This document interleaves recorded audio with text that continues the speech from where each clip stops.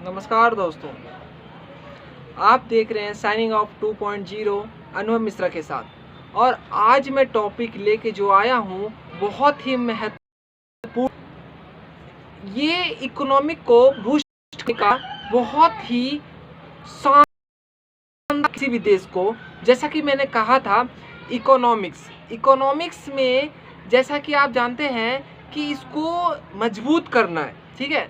तो आप इसमें इकोनॉमिक में आप एग्रीकल्चर को मजबूत कर सकते हैं, आप इंडस्ट्रियल सेक्टर को मजबूत कर सकते हैं, आप इंफ्रास्ट्रक्चर को मजबूत कर सकते हैं, किसी भी इकोनॉमी को बूस्ट करने। तो आज मैं उन्हीं में से एक टॉपिक लेके आया हूँ। आज मैं पढ़ाने वाला हूँ, एक ऐसे इंफ्रास्ट्रक्चर की बात करने वाला हूँ जो कि भारत देश को बहुत ही ऊंचाई तक लेके जाएगा। और ये पार्ट 1 है, पार्ट 2 में इसको आगे रखेंगे हम, ठीक है। तो हम बात कर रहे हैं ईस्ट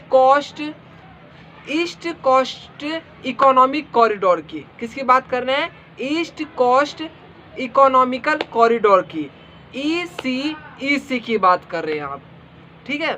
जो कि कहाँ से कहाँ तक का प्रोजेक्ट है? ये है आपका कोलकाता से कन्याकुमारी तक। कहाँ से कहाँ तक? कोलकाता से कन्याकुमारी तक का ये आपका ईस्ट कोस्ट इकोनॉमिकल कॉरिडोर बनाया जा रहा है भारत सरकार के द्वारा। और ये टोटल आपका 2500 किलोमीटर का डिस्टेंस कवर करेगा, ठीक है। और यहीं पे इसमें शामिल क्या क्या होंगे? इसमें शामिल होंगे major ports, minor ports, roads, expressways, cities etcetera इसमें शामिल होंगे। और ECEC एक इंटीग्रेटेड इकोनॉमिक डेवलपमेंट इनिशिएटिव है, जो कि इसका अगर की आइडिया मैं बताऊं तो क्या है? ये इंडिया की ईस्टर्न कोस्टल बेल्ट में पोर्ट बेस्ड इंडस्ट्रियल डेवलपमेंट किया जाए, जो कि सागरमाला गोल्स के साथ इनिशिएटिव होगा। दैट्स मीन्स इसका मतलब क्या है? इंडिया जो है वो क्या करने वाली है, इसका की रीज़न क्या है, मतलब की आइडिया क्या है? इस ECEC का इसका की आइडिया बताऊं तो इसका की आइडिया है इंडिया की ईस्टर्न कोस्ट जो कि आपका पूर्व से लेकर दक्षिण तक का है ना हिस्सा, उसके बेल्ट को पोर्ट बेस्ड इंडस्ट्रियल डेवलप्ड करना है। और ये डायरेक्ट किससे रिलेटेड है? ये सागरमाला गोल्स के साथ इनिशिएटिव है, ठीक है। आई होप आपको समझ मैं क्या कहना चाह रहा हूँ। ये पूरा कॉरिडोर एक बार में नहीं बन रहा है। इसका मतलब क्या कि ये जो ECEC है, ईस्ट कोस्ट इकोनॉमिकल कॉरिडोर, ये पूरी तरह से कोलकाता से कन्याकुमारी तक आपका एक बार में ये नहीं बन रहा है, ये डेवलप एक बार में नहीं हो रहा। ये आपका 3 हिस्सों में डिवाइड है। पहला हिस्सा बात करूं, Odisha to West Bengal corridor.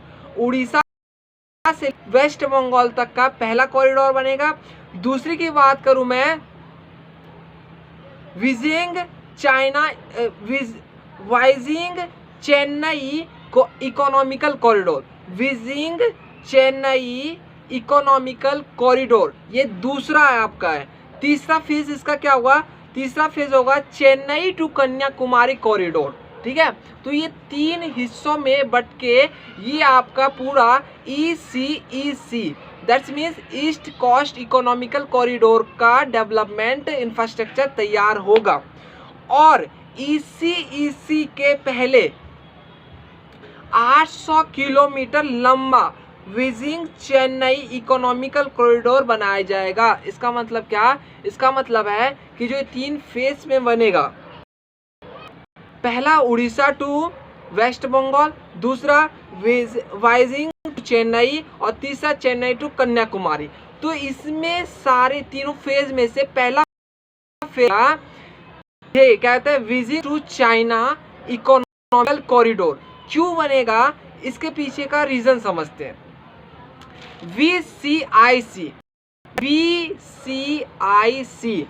Wheezing Chennai economical corridor में कई पोर्ट, क्लस्टरल और इंडस्ट्रियल सर्कुलेट डेवलपमेंट होंगे, ठीक है।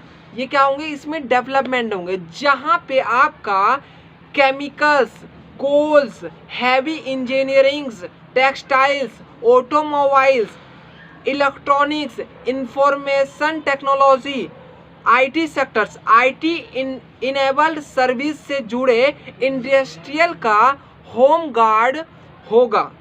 ठीक है, जो आपका वाइजिंग चेन्नई इकोनॉमिकल कॉरिडोर है वो इन सब का क्या होगा, इंडस्ट्रियल होम गार्ड होगा। ठीक है, इसीलिए इसको पहले बनाया जा रहा है और उन दोनों को इसके बाद डेवलप किया जाएगा। और ईस्ट कोस्ट कॉरिडोर कई रीजन के कारण एक इम्पोर्टेंट इनिशिएटिव बन जाता है। क्यों? क्योंकि पहला रीजन तो ये है कि इंडिया का ईस्टर्न कोस्टल एरिया जो रीजन है, ईस्टर्न कोस्टल एरिया रीजन जो है वो इसके कंपैरिजन में वेस्टर्न कोस्ट के रीजन के कंपैरिजन में कम डेवलप्ड है। इसीलिए इस कॉरिडोर को बनाया जा रहा है कि ईस्ट कोस्टर्न जो एरिया है, रीजन है, वो डेवलप हो सके। ठीक है, बल्कि उन इलाकों में जहां डेवलपमेंट नहीं हुआ है वहां पे डेवलपमेंट हो, और जो कि और इट्स सक्सेसफुल इमीडिएटली ये क्या करना चाह रही है कि जो छोटे स्तर पे जो रीजनल इनइक्वालिटीज है ना उसको खत्म करना चाह रही है। इसीलिए ये ECEC का प्रोजेक्ट सामने आया है। ठीक है, and ECEC project will also help India to develop the coal based energy network development plan India with include Southeast Asia and in a future network of integrated energy distributions grid and pipelines will be created, जो कि south east Asia को आपस में interconnect करेगा। Indian government के heavy investment से के साथ आने वाले दशकों में कंबोडिया, लाओस, म्यांमार और वियतनाम जैसे देशों में भी इंडस्ट्रियल कैरेस्ट्रल बनाने की प्लानिंग की गई है। और आपको एक बात बता दूं, किसी भी देश में इकोनॉमी को डेवलप करना है तो वहाँ के इंफ्रास्ट्रक्चर को आप तैयार कर दीजिए। इंफ्रास्ट्रक्चर अगर किसी भी देश का एकदम मजबूत हो गया, उससे क्या होगा पता है? उससे होगा आपका कि एम्प्लॉयमेंट डेवलप्ड होगा, unemployment decrease and employment increase होगा। एम्प्लॉयमेंट इंक्रीज होगा तो क्या होगा? इनकम इंक्रीज होगा। इनकम इंक्रीज क्यों होगा? क्योंकि अनएम्प्लॉयमेंट नहीं रह गया कोई, तो इनकम आ रहा है, एम्प्लॉयमेंट मिल गया, तो इनकम डेवलप्ड होगा, इंक्रीज होगा, इनहेंस होगा, तो क्या होगा? परचेसिंग पावर बढ़ेगी। परचेसिंग पावर बढ़ेगी तो क्या होगा? एक्सपेंडिचर होगा। एक्सपेंडिचर होगा तो क्या होगा? डिमांड होगा। डिमांड होगा तो क्या होगा? सारे के सारे जितने भी सप्लाई होते हैं ना इंफ्रास्ट्रक्चर के मदद से, सारे की सारी प्रोडक्शन की जो डिमांड होगा वो डिमांड इसी देश की धरती पे होगा, जिसके कारण क्या होगा? इन्फ्लेशन गैप होगा। गैप से क्या मतलब है?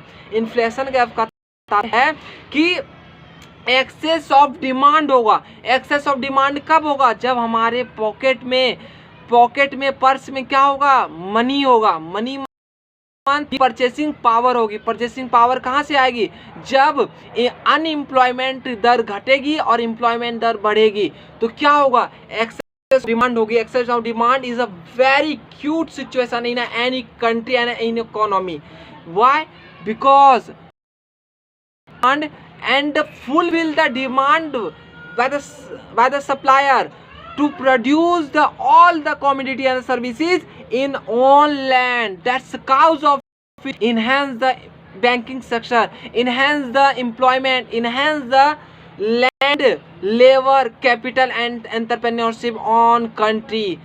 All of economic developed by the one way only infrastructure अगर तैयार हो गया ना एक बार भारत का, तो भारत को दुनिया पे राज करने से कोई नहीं रोक सकता। आने वाले 50 साल में ऐसा ही होने वाला है। हमारा आईटी सेक्टर बहुत तेज़ी से आगे बढ़ रहा है और यहाँ तक कि बहुत ही जल्दी से ग्रो कर रही है भारत का। समझ में आ रहा है ना आपको? तो आज ये पार्ट 1 था जिसमें मैंने CECE का बताया, ठीक है। CEC का that means east coast economic corridor का मैंने आज पहला पार्ट कवर किया है। कल मैं इसका दूसरा पार्ट लाऊंगा और उसमें बताऊंगा कि ईस्ट कोस्ट इकोनॉमिकल कॉरिडोर का क्या काम होगा, फ्यूचर में इसका क्या काम होगा और इससे कैसे इकोनॉमिक बूस्ट करेगी इंडिया का, ठीक है। आज के लिए बस इतना ही। आप देखते रहिए साइनिंग ऑफ 2.0 अनोमिसा के साथ। धन्यवाद। और हाँ, लाइक शेयर एंड सब्सक्राइब करना ना भूलें।